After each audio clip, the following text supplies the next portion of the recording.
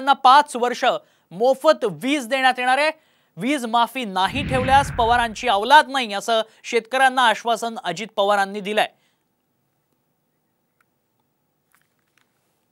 5 वर्ष वीज माफी नाही ठेवली तर पवाराची औलाद सांगायचं नाही।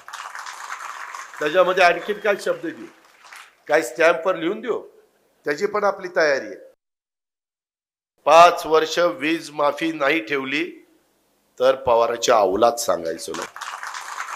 त्याच्यामध्ये आणखी काय शब्द देऊ, काय स्टॅम्पवर लिहून देऊ, त्याची पण आपली तयारी आहे।